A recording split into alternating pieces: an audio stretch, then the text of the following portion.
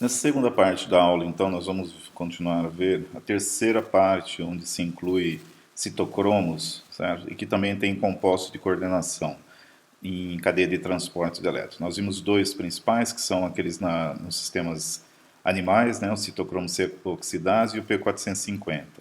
Também vimos outros compostos de coordenação lá. E agora a gente vai para a cadeia de transporte de elétrons, sistemas vegetais, e que se aplica também para qualquer sistema fotossintetizante que produza oxigênio, ok? E por último a gente vê o ciclo de Calvin-Benson, que ele realmente é o que está envolvido na síntese de carboidratos nesses sistemas fotossintetizantes. Então, só para relembrar, né, a fotossíntese vai ser um processo de conversão de energia eletromagnética em energia química. Essa é uma equação que vocês já viram há muito tempo, mas na verdade essa equação tem muita coisa aqui atrás, de certo modo ela está errada, porque quando você faz essa conversão usando luz, você não produz glicose, você produz uma conversão. E é justamente no ciclo de Calvin-Benson que é essa molécula que pode ser produzida, enquanto que essa outra aqui vai ser produzida realmente no ciclo claro da fotossíntese, certo? E a água vai ser reproduzida em outros ciclos. Então tem um pouco de erro aí de escrever a equação total da fotossíntese desse modo. E a gente vai ver por que até o fim, tá? Então, a fase dependente de luz, você precisa de fótons e água para você produzir elétrons, certo? Seja para produzir elétrons via os fótons que vão excitar, ou de água para retirar elétrons, para repor esses elétrons que foram retirados das clorofilas, especificamente pelos fótons. E aí você produz, como consequência da hidrólise da água, da oxidação da água oxigênio, prótons, que são usados também para a produção de ATP e NAD e para redução para NADPH. Isso é a fotossíntese. Então, fotossíntese produz elétrons, oxigênio, falta aqui H+, mas não importa, ATP e NADPH. Não produz glicose, ok? Então, essa é a primeira parte. Na fase escura ou independente de luz, que é o ciclo de Calvin-Benson, aí você usa esses ATPs mais CO2, certo? E produz esse precursor, que é o aldeído 3-fosfoglicérico, ou PEGAL, para você produzir fritose, glicose, sacarose, amido, ou que seja lá, néctar e assim por diante, para o que o sistema precisar. E na respiração celular, que você utiliza essa fonte de energia química que você produziu, pode ser glicose, utiliza parte do O2 também que foi produzido na fotossintética, na fase clara, e você produz CO2 e água. Então perceba o quanto que isso daqui está meio estranho, tá? E com o mais 36 ATPs que você também, que a planta produz ou o sistema fotossintetizante produz. Essas duas fases não dependem de luz, então a glicose ela não é produzida durante a fotossíntese, ela é produzida posterior. A fotossíntese tem que estar produzindo ATP. Se tem ATP, ela consegue produzir. Tá legal? E o que você precisa de luz é para produzir esses ATPs, você pode destocar, reduzir o NADP+, para NADPH e produzir oxigênio também, certo?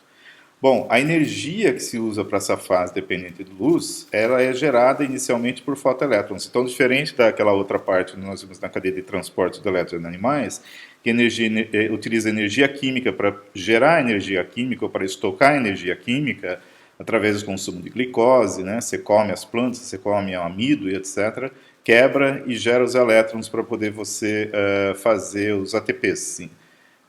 E usa o oxigênio também para remover os prótons, como nós já vimos. Então, ela é obtida através de fotoelétrons, certo? Gerados nos agregados moleculares de clorofila. Então, a clorofila tem um sistema aqui, que ela absorve esses fótons, é um sistema de elétrons de insaturações, certo? Onde você tem aqui bastantes elétrons πs, e esses elétrons πs mantêm a distância entre o ômio e o LUMO dentro de uma faixa de absorção que vai e engloba principalmente aqui nesse espectro de absorção, está mostrando a clorofila B, A e a B. São vários tipos, a gente já viu isso anteriormente. Elas absorvem principalmente nessa região do azul e na região do vermelho, certo? Você tem outros compostos também que absorvem os carotenoides, né? Mas eles não fazem fotossíntese, eles não fazem parte disso. São só estruturas que podem ser antioxidantes ou realmente moléculas estruturais. Então, do espectro solar, né, que você chega na Terra, esse daqui é o espectro solar de irradiância, ou seja, a luz que está chegando na planta, ela absorve somente essas duas faixas de comprimento de onda. E o que acontece basicamente na clorofila é que você tem elétrons aqui no HOMO, né, no estado fundamental, aqui ground state é estado fundamental, que quando absorve luz ele se promove por um estado excitado. Esse elétron, por ele estar com uma energia maior, ele pode tanto voltar e transferir essa energia para um próximo elétron, para a próxima molécula, assim como ser removido e entrar na cadeia de transporte de elétrons, certo? Então, como eu disse, além das clorofilas, você tem outros pigmentos, os carotenoides, o beta-caroteno, que dá cor alaranjada, por exemplo, quando a folha está no outono, ou para alguns legumes do tipo raízes, né, das cenoura, a casca de laranja e assim por diante. E as feofitinas. O que são feofitinas? Feofitinas são clorofilas, certo? Cujo metal, o magnésio 2+, ele foi substituído por 2 prótons. Então a carga continua neutra, mas ao invés de magnésio mais, você tem 2 prótons. A cor fica um pouco mais para o marrom, ela continua absorvendo um pouco de luz, mas ela não participa dos processos de transferência de energia, ela só participa de processos de transferência de elétrons. Aí você tem aqui esses espectros de absorção que você vê que, dependendo, né, a clorofila A é a clorofila B, que é essa linha completa e essa mais tracejada mais grossa, elas abordam toda a parte do azul, basicamente, do espectro, e do vermelho. Então são essas duas cores predominantes. Se você já viu alguma imagem de as chamadas fazendas urbanas, onde você cultiva legumes e vegetais, principalmente folhas verdes, dentro de prédios, você vai ver que a iluminação que se usa são LEDs vermelhos e azuis, que são essas duas cores que se usa para fotossíntese. E a planta, né, é verde justamente porque ela não absorve nenhuma. Então, a cor total de uma folha, né, de uma verdura qualquer, ela é dada pela composição de absorção de todos esses sistemas aqui, fotossintetizantes ou não. E as clorofilas, elas têm aqui essa cauda de hidrocarboneto para poder ser fixa na membrana celular, né, feita de lipídios, e você tem vários tipos de A até F. Aqui só tem 4 tipos, né, 3 tipos na verdade. Esses grupos aqui que eles estão indicando, se vocês colocar um OH é uma D, se você colocar essa combinação aqui de CH dupla CH com essa daqui nesse ponto, você teria a A e a B com esses outros dois. Você tem, pode ser a B você troca um outro ponto por esse. Então, de qualquer modo, essas combinações dão características diferentes que você desloca o espectro de emissão. Então, a vantagem, como a gente já falou numa aula anterior, é que você tenha uma faixa grande de comprimentos de onda que você possa utilizar para gerar esses elétrons que vão ser utilizados naquelas reações químicas. Então vamos rever um pouquinho aqui nessa animação o que é fotossíntese, para quem não viu, ver novamente. The process of photosynthesis produces ATP from ADP and PI by using the energy from light to excite electrons that are passed along an electron transport chain. Coupled with the transfer of electrons is the pumping of hydrogen ions and the splitting of water molecules. The following complexes are found in the photosynthesis electron transport chain: photosystem II, cytochrome B6F, photosystem I, ferredoxin NADP reductase, and the complex that makes ATP, ATP synthase. In addition to the complexes, 3 mobile carriers are also involved: plastoquinone QB, plastocyanin, and ferredoxin. Other key components include photons, chlorophyll molecules, protons, water, molecular oxygen, NADP, and the electrons to form NADPH, and ADP and PI, which combine to form ATP. Photosynthesis occurs in the chloroplasts of plants and algae. The process is also found in single-cell organisms, such as cyanobacteria, that do not have chloroplasts. Like its mitochondrial counterpart, the chloroplast electron transport chain consists of several protein complexes and mobile electron carriers. First, a photon of light hits a chlorophyll molecule surrounding the photosystem II complex. This creates resonance energy that is transferred through neighboring chlorophyll molecules. When this energy reaches the reaction center embedded in photosystem II, an electron is released. The reaction center chlorophyll contains electrons that can be transferred when excited. One photon is needed to excite each of the electrons in this chlorophyll. Once excited, 2 electrons are transferred to plastoquinone QB, the first mobile carrier. In addition to the 2 electrons, QB also picks up 2 protons from the stroma. The 2 electrons lost from photosystem II are replaced by the splitting of water molecules. Water splitting also releases hydrogen ions into the lumen. This contributes to a hydrogen ion gradient, similar to the one created by mitochondrial electron transport. After 2 water molecules have been split, 1 molecule of molecular oxygen is created.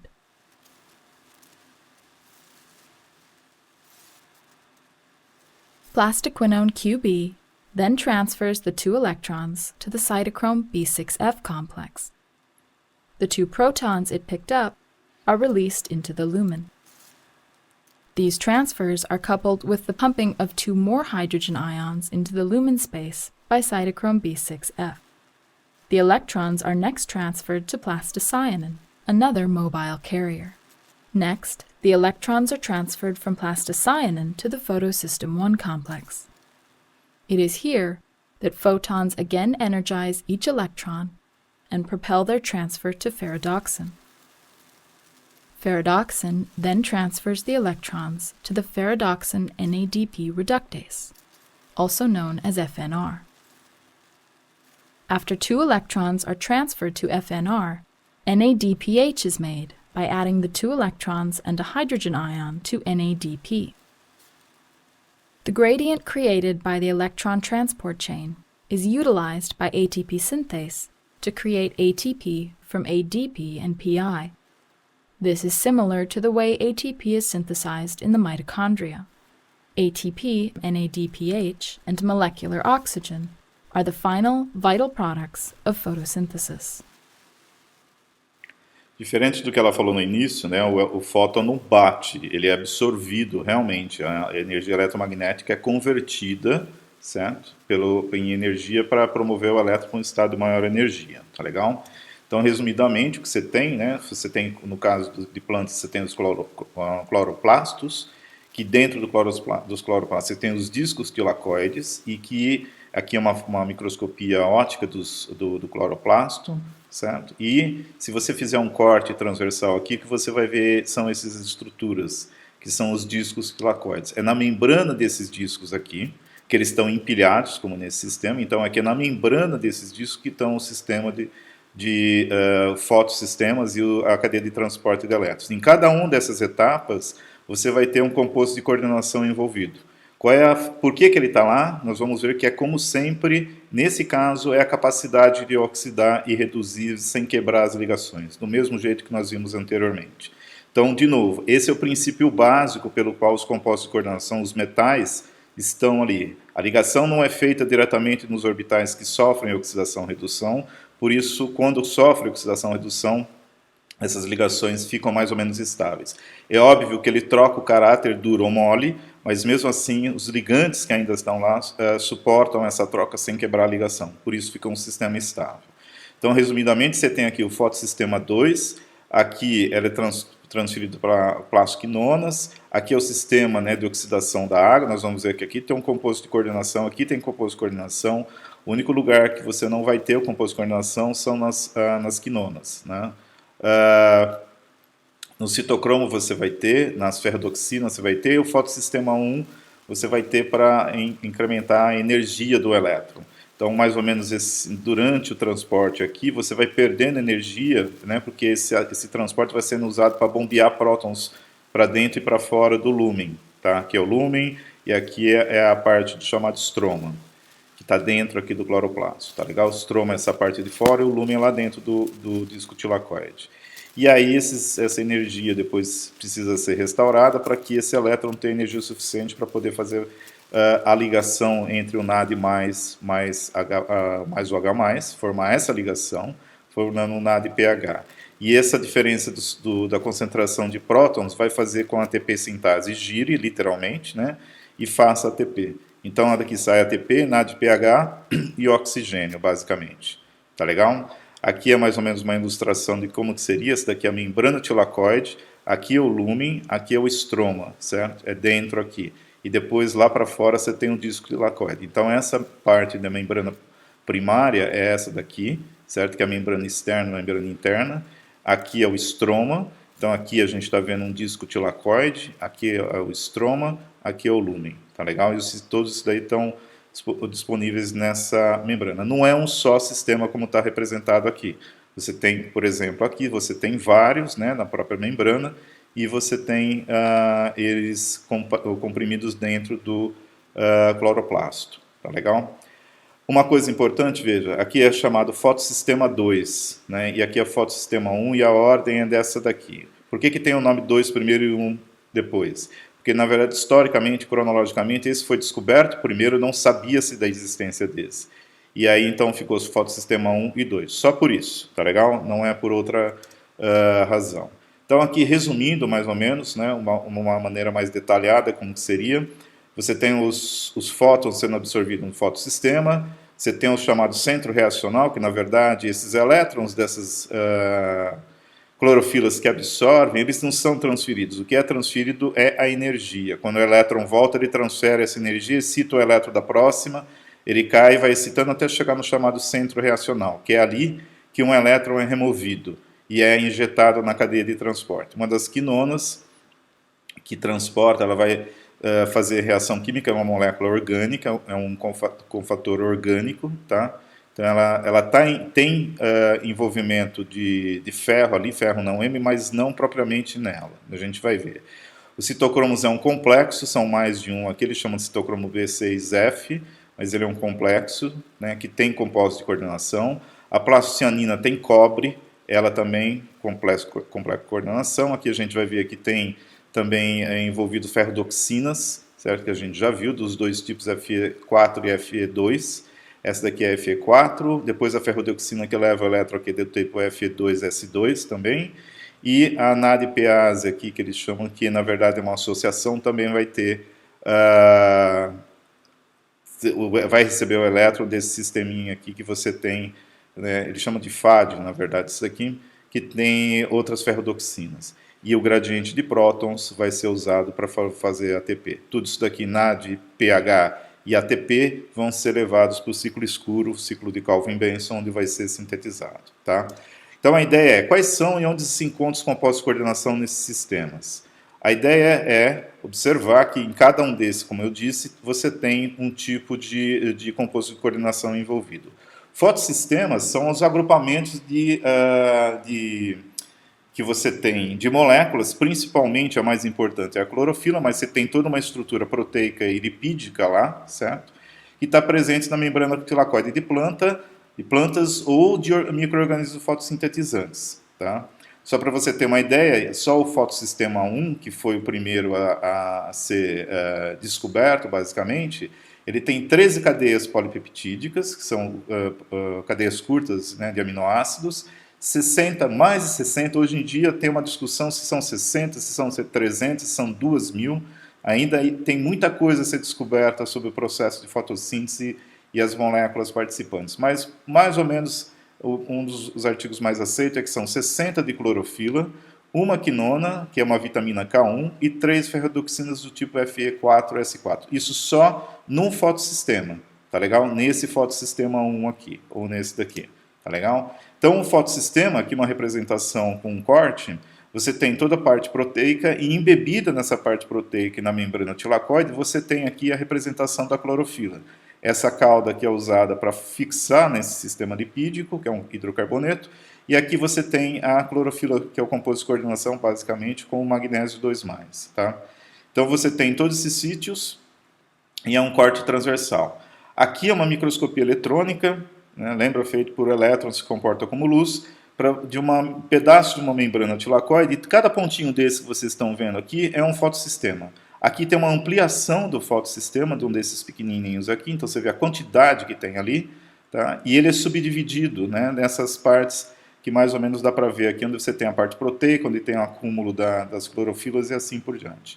Então, dependendo se é um micro-organismo, se plantas, tem uma pequena diferença de cada um para outro, mas basicamente a composição é a mesma. Tá? Como que é o processo? O processo clássico que se fala, certo? As clorofilas são chamadas de complexos antena, então como se fosse um receptor de fótons. Tá? Aqui está a representação da interpretação clássica. Uma clorofila absorve, o elétron dela, certo? É excitado para um estado de maior energia, ele decai, e aí essa energia é transferida, certo, para outro elétron, para outra molécula ao redor dela, que é a próxima.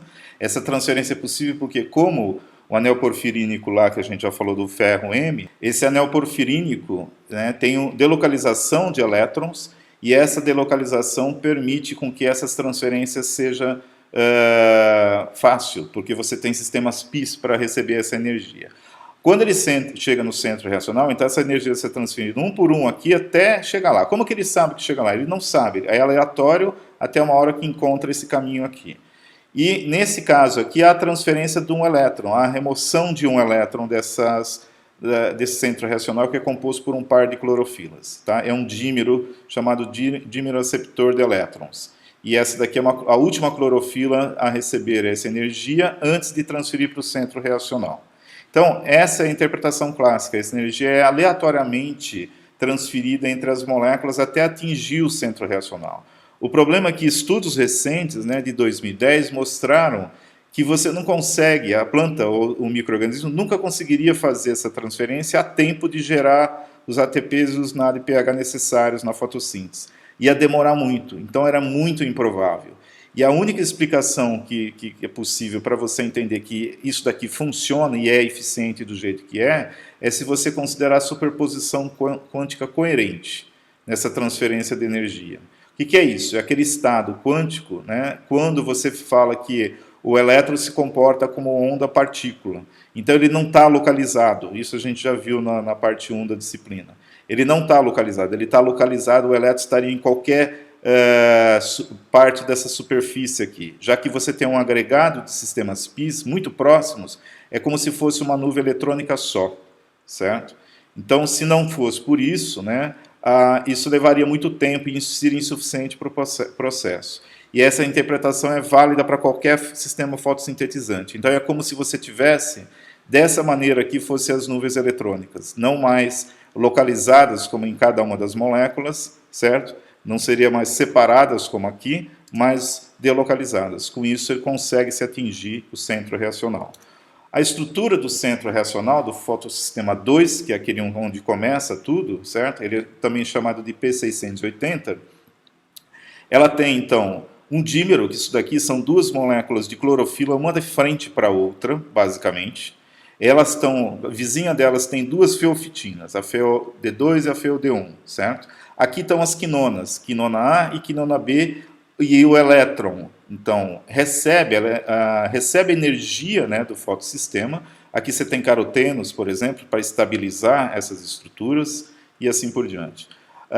Então, a última clorofila, ela transfere, que é essa daqui, ela transfere a energia para cá, para esse centro, que tem duas clorofilas, uma de frente para a outra, os anéis da clorofila estão de frente para o outro, e aí um elétron daqui sai.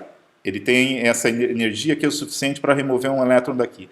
Por que não é suficiente para remover dessas outras clorofilas? Por causa desse arranjo em formato de dímero. Você põe uma nuvem eletrônica em frente à outra, aí é fácil de fazer a transferência, certo? Esse elétron, então, é transferido por uma feofitina, que não tem o magnésio, certo? E essa feofitina transfere esse elétron para a quinona, que através de uma de um sistema de complexo de ferro não M, certo?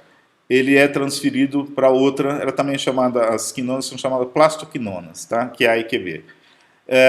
Esse ferro recebe da QA e transfere para QB. Esse sistema aqui é um ferro não M, então ele tem esse sítio de ligação aqui, onde você tem principalmente os anéis são histidinas, né, fixando, e é um ferro não de ferrodoxina, basicamente, ele é ferro sozinho, deu um bicarbonato aqui, e é ele que é oxidado e reduzido para fazer essa transferência. Tá legal? Então isso tudo ocorre aqui, ó, nessa partezinha aqui que é o centro reacional. E aí esse elétron, então, é essa quinona que sai pela próxima membrana, né, pelo citoplasma, lá pelo estroma, pelo lúmen, desculpa, e vai sendo levado para o próximo complexo, que é o complexo do citocromo 6BF. Tá legal? Então, como que esse centro é reduzido? Quem reduz ele é um composto de coordenação à base de manganês, principalmente, certo? E cálcio, mas manganês que é o principal, que ele oxida a água, ele quebra moléculas de água, arranca elétrons, produz prótons, gera O2. Então é na reposição desse elétron que foi removido para ir para a cadeia de transporte que é produzido o oxigênio, certo? Então, elétrons são repostos via oxidação da água com produção de O2. E esse é o O2 que você respira, certo? Então é aqui que é feito o oxigênio que você respira. E quem é que catalisa isso? Quem que acelera isso? Quem catalisa é esse composto, esse óxido hidróxido de magnésio com cálcio, certo? Isso daqui eles acreditam que foi nas primeiras formas de vida, esses compostos já estavam. Até aqui a gente já viu que tem 3 compostos de coordenação: as clorofilas, as ferros plastoquinonas, que essa daqui é a associação dessas duas, que é o ferro não M, e esse composto hidratado de dióxido de manganês e cálcio. Esse composto é chamado, né, o complexo produtor de oxigênio, CPO, ou complexo de oxidação de água. Vocês vão ver com os dois nomes, COA. Tá? Ela é uma enzima envolvida na fotooxidação de 2 moléculas de água, que gera oxigênio e 4 prótons como subprodutos. Então ela fica aqui embaixo, nessa localização. Isso daqui é um outro esquema do fotossistema que a gente acabou de ver, do P680, o centro reacional, as 2 moléculas de clorofila que receberam fótons com energia dos fótons e transferiram, todas quinonas aqui e assim por diante, que depois vai ser transportada. E aqui, na base do fotossistema, é que esse cofator fica lá. Tá legal? A reação é dependente, é controlada, né, por fótons, porque conforme vai chegando fótons, vai saindo elétrons do centro reacional, e isso daí é que controla a produção da oxidação da água, certo? Ele é um grupo prostético inorgânico com geometria cúbica distorcida, o cubo está aqui, olha, e ele contém pelo menos 1, 2, 3, 4 magnésios, certo? Tem um cálcio, mas a função do cálcio é basicamente estrutural. E você tem moléculas de água, uma delas aqui e outra aqui, certo? Que estão ligadas ao cálcio e ao manganês. Então existem 4 moléculas de água ligadas na estrutura, tem outras aqui, tem outra, uma aqui, ou uma aqui e outra aqui, ligado diretamente com essa outra molécula de água. Tá? 2 coordenadas ao cálcio, que são essas 2 aqui que eu falei, e 2 coordenadas ao manganês 3+, que é esse cara aqui. Tem 3 manganês 3+, e um 4+, no início do processo catalítico, certo? São as moléculas ligadas ao manganês que vão ser oxidadas. E essas daqui são moléculas de reposição do cálcio. Essa oxida e depois essa toma o lugar. Então, você tem a coordenação, né, do manganês 2 por ligante duro, não tem o 2 aqui, mas a ideia é que você parta no manganês 2, que é o mais estável em solução aquosa, e depois que eles se ligam aqui, eles vão ser oxidados. Então, facilita a oxidação o manganês 3 e o manganês 4, que são esses estados predominantes aqui no CPO-CoA. Tá? E eles têm o que chama-se compostos de valência mista, porque você tem manganês 2 e 4, 3 e 4 aqui. O cálcio tem função estrutural e participa também nos processos de transferência de elétron. Passa por ele os elétrons para ser dados aqui para as estruturas, os aminoácidos que tem aqui, que vão injetar ali das tirosinas. São 2 tirosinas, uma de cada lado aqui. Essa daqui é uma tirosina e aqui está a tirosina. Então os elétrons saem daqui e entram na tirosina, é a tirosina que transfere para o centro reacional. Tá? O manganês, o manganês 0, ele tem configuração 3d5, 4s2 e é o terceiro elemento mais abundante na crosta terrestre. E apresenta estados de oxidação em solução aquosa que vão 2+, 3+, e 4+. Mas você consegue chegar no 5+ e no 6+. Então o 2+ é o mais estável porque você atinge uma configuração semi-preenchida 3d5, certo? Mas você consegue até chegar ao 5+ aqui e ele vira um oxidante forte, porque ele quer voltar ao D5 novamente, tá legal? Mas o predominante é esse daqui. O esquema aqui de oxidação e redução, ele é desse complexo, ele é definido, ele foi proposto por Koch, né? O Bessel-Koch em 1970, que é o mais aceito até hoje. O problema é que esse ciclo não está totalmente elucidado em termos de mecanismos, né, do que quem oxida, qual desses manganeses realmente oxida, tá legal? E ele é classificado numa ordem, ele envolve 5 estados, chamados de SN, que vai de 0 a 4. Então é de S0 até S4. E corresponde, né, na verdade, esse N, ao número de íons manganeses que oxidaram em relação ao estado inicial. Então no estado inicial você teria 3 manganês 3, certo? A gente já vai ver onde eles estão lá, e um manganês 4. Quando você chega no S4, que você passou por toda a reação, antes de ser reduzido novamente, que você converteu a água em O2, todos os manganeses estão no estado 4. Então saíram daqui pelo menos 3 elétrons, no mínimo, né, depende de quantos processos você passa, para poder fazer a oxidação da água. Aqui tem um ciclo um pouco mais detalhado, aqui é a estrutura basicamente dos manganeses, certo? Aqui não é um número de oxidação, é só o número do manganês.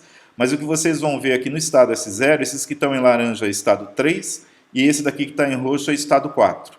Então você precisa de 3 fótons, 1, 2 e 3, certo? Para poder oxidar todo mundo antes que a reação de oxidação de água acabe ocorrendo. Então é só com o quarto fóton.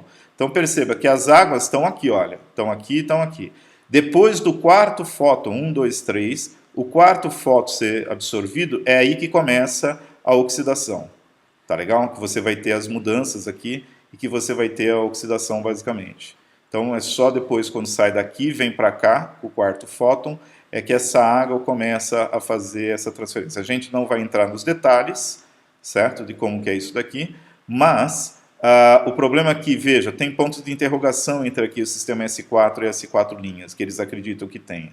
Tá legal? Então até hoje não tenho certeza quais se você tem realmente são só esses estados 3 e 4, ou se você tem mais estados. E qual é a ordem de oxidação? Tá legal? Quem oxida primeiro, como que a água se desloca. Isso daqui é mais ou menos uma proposta. Mas precisa de 3 fótons, os elétrons ficam todos aqui dentro desse sistema, certo? É um complexo, então ele segura a carga, e depois com o quarto é que começa a transferência para as moléculas. Com isso, você produz O2 e os elétrons são transferidos, né, via os aminoácidos, eles vão ser transferidos para o centro reacional para reduzir o centro reacional. Tá legal? Aqui eu estou falando mais ou menos isso daí, transfere 4 elétrons, é um elétron de cada vez que é transferido para o fotossistema 2, lá no centro reacional, via o resíduo de tirosina, que nós vimos lá no slide anterior. E ele reduz a molécula de clorofila. Então é assim, você precisa aguar as plantas, ou a bactéria aqui, a fotossintetizante, precisa de água justamente para reduzir aquele centro reacional que foi oxidado pelo elétron que foi removido para injetar na cadeia de transporte de elétrons, certo? Então, de novo, a ordem exata de oxidação dos íons e a estrutura desses intermediários, né, não foram totalmente estabelecidos. Então, tem gente hoje ainda propondo que o manganês chega a manganês 7+. Acredita-se que a evolução desse sistema foi devido à presença, obviamente, àquela história. Tem disponibilidade, não só por ser solúvel em água, mas também porque tem quantidade. É o terceiro elemento mais abundante na Terra, tá? Na crosta terrestre. Na presença de minerais contando os manganeses. Esses minerais são a rancieita e a rolandita. Ambos são óxidos hidratados de manganês 2 ou 4, tá legal? Manganês 2 ou 4. Esse daqui ele tem participação desses outros metais, mas os metais que são realmente aqueles que participam dos processos catalíticos, nesse caso tem o ferro também que participa, mas o alumínio e o cálcio não têm esses papéis, certo? Então são compostos que estavam presentes na Terra primordial e que foram disponibilizados. Desses íons esses minerais eram as fontes desses íons para formar esses compostos de coordenação. Então, presume-se que eles foram assimilados pelas primeiras cianobactérias e incorporados aos sistemas fotooxidantes, certo? Hoje em dia, busca-se mimetizar esses compostos, ou seja, mimetizar essa capacidade do fotossistema 2 aqui de hidrolisar água, quebrar água em oxigênio e prótons. Por quê? Porque você pode gerar hidrogênio e oxigênio. Aqui é um exemplo de um trabalho que é recente, de 2012, que ele justamente faz isso. Ele usa essa montagem. O ITO é o óxido de estanho e índio que você tem na tela do celular para poder ser touchscreen, tá? Sensível ao toque. Ele é um condutor que ele é transparente. Você tem aqui o óxido de tungstênio, que é um semicondutor. Então, o óxido de tungstênio absorve fótons, ele usa esse fóton para promover os elétrons com uma camada de condução, e esses elétrons são transferidos por esse condutor aqui que é transparente. Por que precisa ser transparente? Para a luz chegar aqui. Tá legal? Na verdade, a ideia seria que ele passasse por aqui e não aqui por cima. E esses elétrons entram, então, dentro de uma corrente eletrônica. A reposição desses elétrons do óxido de tungstênio é feita, de novo, por um complexo de manganês. É a mesma ideia. Se tem complexo de manganês aqui, vou testar essa capacidade do manganês. Nesse caso, é um complexo em ponte, o milóxido 2, manganês 3 e 4. Então, eles são oxidados, e como que eles reduzem? Eles oxidam a água, certo? Para repor esses elétrons. Esses elétrons entram, então, nessa corrente, vão para um eletrodo de platina, e a platina pega os prótons, não é a água aqui, mas são os prótons que foram produzidos durante a oxidação. 4 prótons foram produzidos e produz hidrogênio. Então, esse dispositivo usa a luz solar para produzir oxigênio e hidrogênio, que você pode gerar depois, usar para girar um motor elétrico, por exemplo, de um carro ou de qualquer outro sistema. O fotossistema 2, que é onde a gente está vendo, o que ele faz com aqueles elétrons? Tem aqui o fotossistema 2, certo? Ele absorveu os fótons aqui, e vai fazer o quê? Vai transferir esses elétrons do centro reacional para a plastoquinona QA, que é essa daqui. A plastoquinona é uma molécula orgânica, como eu disse. Né? Ela tem esses 2 oxigênios aqui, esses 2 carbonilos, e esses 2 carbonilos vão ser reduzidos para poder justamente armazenar os elétrons recebidos. E ela transfere, né, via ferro não M para a Q2, a QB, desculpa, a plastoquinona B. Então, a reação que acontece é basicamente isso daqui, essa cadeia que varia de uma para outra, então por isso que não só está representada como R. Então, você pega prótons que foram produzidos aqui, certo? E esses prótons vão ser utilizados para fazer a redução, é assim que ela armazena elétron. Então, na forma reduzida, que é essa daqui, né, ela recebe 2 prótons do estroma do cloroplasto, acoplados a 2 elétrons que foram cedidos aqui do fotossistema 2, formando o chamado plastoquinol, que é esse composto aqui. Tá legal? Esse plastoquinol, então, ele libera os prótons para o lúmen. Então, aqui você recebeu e você vai transferir agora para a próxima etapa. Tá? E esse complexo, agora chamado plastoquinol, que é a forma reduzida, ele transfere prótons para o núcleo, para o lúmen, nos discos do atóide, e os elétrons para o citocromo B6. Então, a gente está aqui, absorveu fótons. Esses fótons geraram elétrons, foram transferidos para QA, transferiram para QB, foi reduzida, ela saiu daqui, foi transferindo, migrou pela membrana e transferiu, por isso que ela tem aquela cauda para ser solúvel na membrana, e transferiu para o citocromo B6F.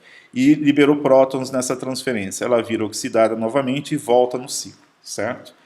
E para o citocromo B6F, que é o sistema plastoquinol, plastocianina, oxirredutase, que ele tem esse outro nome. Mas a gente vai chamar de B6F. Tá? Então, além dele ser mediador de transferência de elétrons, esse também tem a função de bombear mais prótons para o lúmen. Por quê? Porque é esse gradiente de prótons depois que vai fazer a ATPase girar, ATP sintase. Tá? Então, a função também de bombear para fazer depois gerar o ATP. Do citocromo B6F, que ele está aqui, a gente está vendo ele, aqui é aquele ciclo que eu falei, como que os elétrons atravessam? Você tem grupos M lá dentro, certo? Então você tem MB, MC, essa aqui por trás é mais ou menos a estrutura que você tem aqui, e esses elétrons vão sendo reduzindo os ferros desses grupos M, certo? até chegar numa ferrodoxina. Então, primeiro ele transfere, a plastoquinona transfere para grupo M, que transfere para outra, que transfere para outra. Essa transferência pode ser por aqui ou por aqui, por isso que tem esses dois aqui também. E isso daqui está de ponta cabeça, tá legal? Se você está olhando por aqui, eles viraram de ponta cabeça. Aqui é o lúmen, aqui é o estroma. Aqui é o lúmen, aqui é o estroma. Então, aí ele transfere esse elétron para a ferrodoxina, que vai transferir para outro grupo M, e aí vai transferir para a plastocianina. Plastocianina é esse daqui, que é uma proteína com cobre, certo? Cobre 2+, e esse cobre 2+ é que vai ser reduzido para receber o elétron. E essa plastocianina depois migra pelo lúmen e vai transferir para o fotossistema 1, certo? Então, seguindo aqui, até aqui a gente tem 5 compostos de coordenação. Clorofilas, o composto ferro não M plastoquinona, o nosso composto de manganês, certo, para restituir o elétron e oxidar a água, os ferros M, aqui do citocromo 6 B6F, e a plastocianina, que é um composto de coordenação com cobre. A plastocianina se dissocia daqui do citocromo, difunde através do lúmen e vai até o fotossistema 1, também conhecido como P700, ou fotossis1, aqui como a gente está aqui nesse esquema, tá? Onde ela transfere elétrons novamente para o fotossistema. E é oxidada a cobre 2, retorna e continua o ciclo.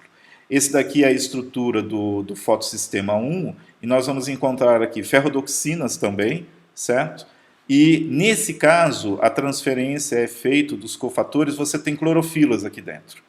Então, essas clorofilas, né, é que são reduzidas no magnésio, são reduzidas, não é que ele é mais reduzido, como ela tem aquele sistema pi, ela consegue aceitar esses elétrons, suportar a transferência e depois transfere para as ferrodoxinas. Desse caso aqui no fotossistema 1, nós temos do tipo F4S4. Mas antes de ser transferido para cá, ele vai aumentar a energia desses elétrons, através de absorção de outros fótons, ou de outros fótons. Tá legal? Essas setas aqui estão indicando os caminhos, daqui são clorofilas.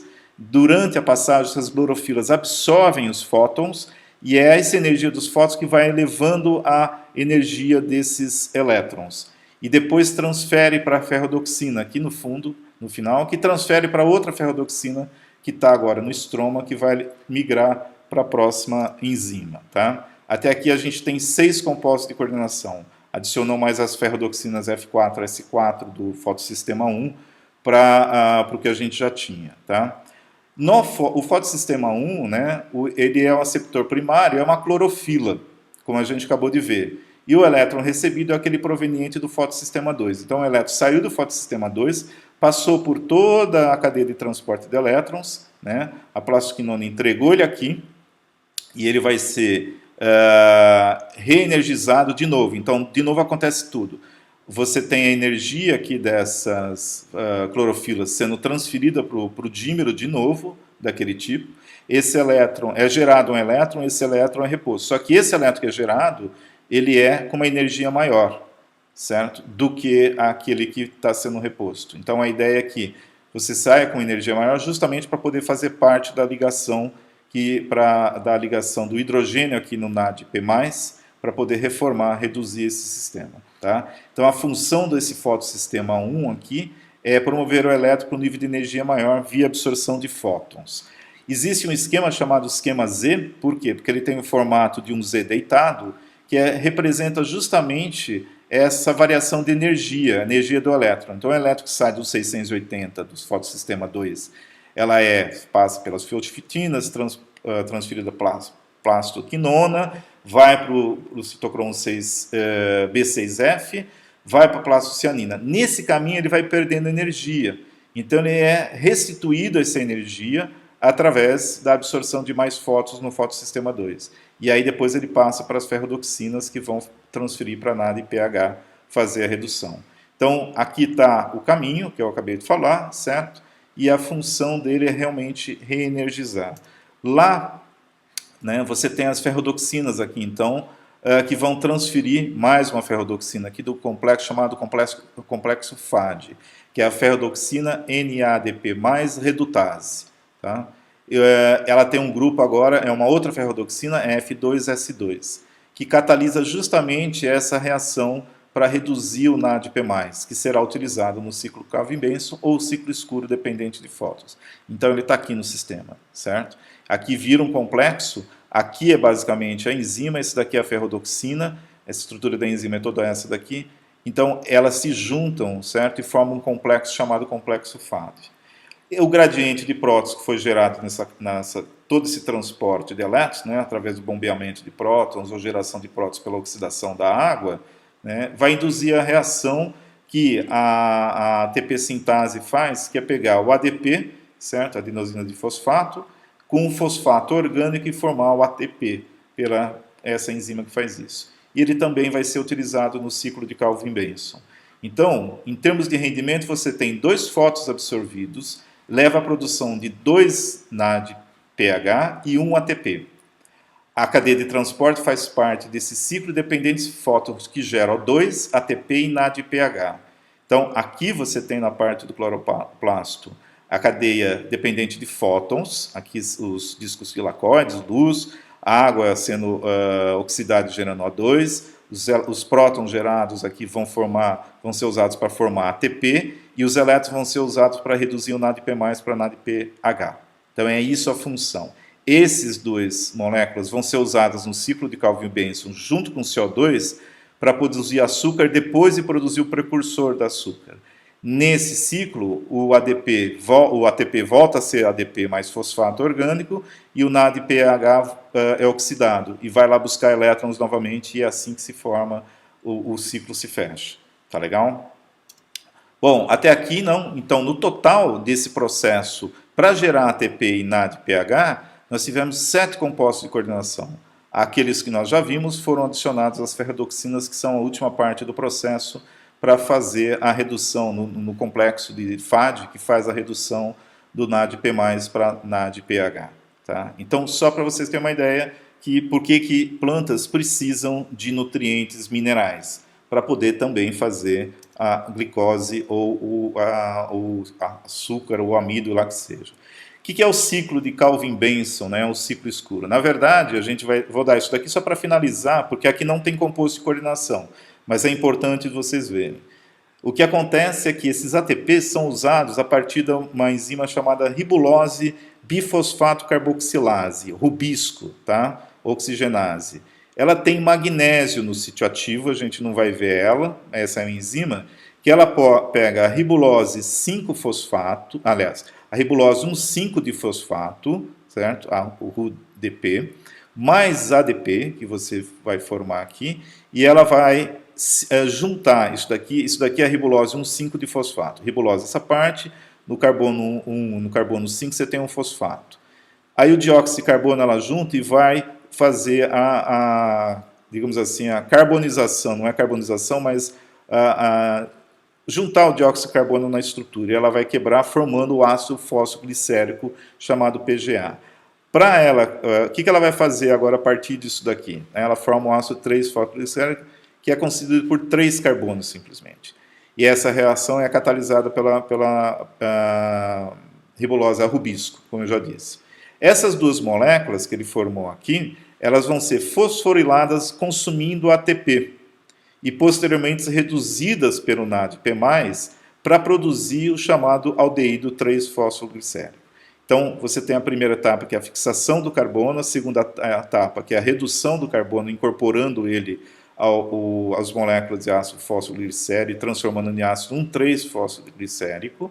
Depois você usa elétrons do NADP+, certo? Para quebrar a ligação e formar o aldeído fosfoglicérico. Então veja, o ATP virou ADP e aqui você soltou um fosfato inorgânico que vai voltar para o ciclo. E isso daqui precisa passar novamente pelo ciclo para poder regenerar, certo? Para cada molécula desse PGAL formada, 10 são utilizadas para regenerar a ribulose, ou seja, reiniciar o ciclo, a etapa inicial, após a fosforilação de mais 6 ATPs. Então, haja ATP que você produz lá no ciclo claro para poder fazer a reforma, ou reiniciar a reforma da ribulose 5-fosfato e começar de novo. Então, é para produzir esse aldeído aqui que você gira esse ciclo aqui, usando ATP e NADPH que foram produzidos na fotossíntese. 2 moléculas saem daqui e são usadas então para fazer os compostos. Então você precisa gerar 12 moléculas, 10 são usadas para ficar no ciclo e 2 vão para fazer síntese de carboidratos, né? Ou de glicídios no caso, certo? E aqui que está a origem da autotrofia da fotossíntese, ou seja, a planta gerando a própria fonte de energia, ok? E armazenando ela. Então, para formar uma molécula de glicose, você precisa que o ciclo se repita 6 vezes. Você precisa de 6 desses precursores. E para cada molécula de glicose produzida, são consumidas 6 de CO2, 18 ATPs, porque cada ciclo consome 3, certo? E 12 NADPH, 2 por cada ciclo. Você tem que gerar, lembre-se, você tem que gerar 12 moléculas de PEGAL. Então, você tem que girar isso daqui 12 vezes. A partir daí, então, esse do PEGAL, né, o glicerídeo ou gliceraldeído 3-fosfato, ele é usado para fazer a síntese dos glicídios. Isso acontece aqui, olha, você tem aqui toda a parte na membrana tilacoide, né, que está acontecendo a fotossíntese. Isso daqui é liberado, então, para o lúmen, e o ciclo do Calvin e Benson acontece no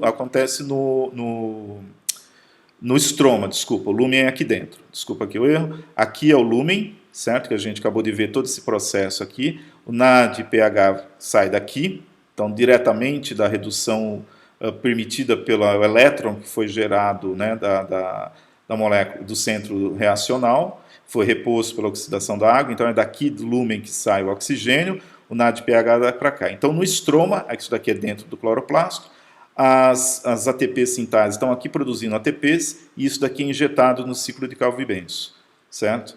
Aí você gera o precursor, daqui você pode gerar amido que fica dentro do próprio cloroplasto, ele é armazenado dentro do estroma, ou você gera a sacarose ou glicose que é armazenado do lado de fora, no citossol, certo? Aqui tem, mais ou menos ilustrativo, a gente não vai passar por isso, é só para mostrar. Então, o gliceraldeído 3-fosfato, né? Mais a dihidroxiacetona fosfato são usadas para você começar a fazer frutose 6-fosfato, glicose 6-fosfato, glicose 1-fosfato, ATP e fosfato orgânico, ADP-glicose, e depois você vira a glicose, certo? A glicose N+1, que significa que é o amido. N+1 aqui é mais de uma glicose. O mesmo processo, os mesmos precursores vão ser usados nesses daqui para formar a sacarose, por exemplo, certo?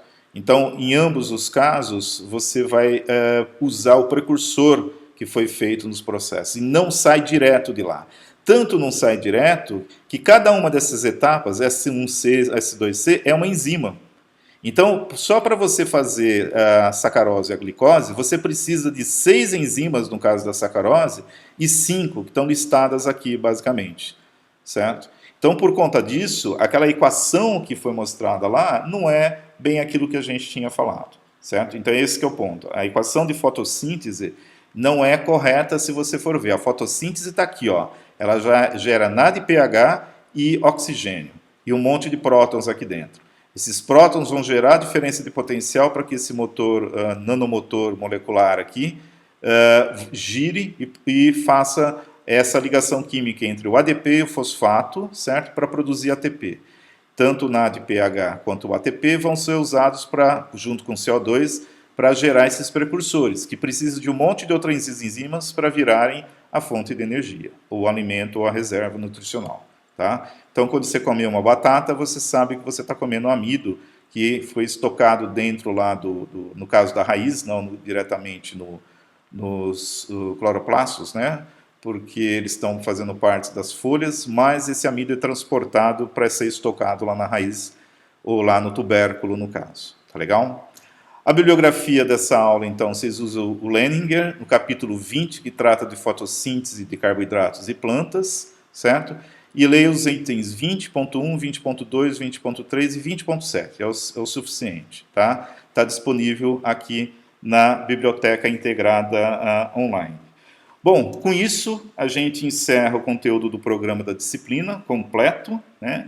E lembrando de uma coisa importante, que o que nós vimos aqui na disciplina são somente conceitos fundamentais e introdutórios da química inorgânica. Então, ele não é, tem muito mais, é muito mais extenso, imensamente mais extenso. E esses conceitos, a ideia é que eles foram e podem ser usados, a gente usou eles no curso para entender algumas partes de sistemas biológicos, aplicação de compostos de coordenação na área médica e assim por diante, certo? E para ajudar nessa compreensão e também no desenvolvimento de tecnologias em áreas tão diversas como agricultura, a gente acabou de ver na parte de plantas, exploração espacial, diagnóstico, nanofármacos, geração de energia, certo? De certo modo, a mimetização da natureza, a biomimetização, buscar esses compostos na natureza, não só os compostos de coordenação, vai ajudar a gente a resolver vários problemas, né? Eu acabei de demonstrar ali, não está no estado, é óbvio, quando você tem um artigo publicado, ele não está no estado pronto para desenvolver o produto, para falar, agora a gente já pode gerar oxigênio e hidrogênio a partir da luz do solar. Ainda não está nesse estágio. O processo ainda é pouco eficiente. Mas a ideia é mimetizar a natureza, porque ela já teve bilhões de anos para isso. Tá legal? Espero que tenham assimilado alguma coisa e que seja o fim da disciplina, mas o início da aplicação desse conhecimento que vocês assimilaram ou que vocês tiveram até agora. E até uma próxima.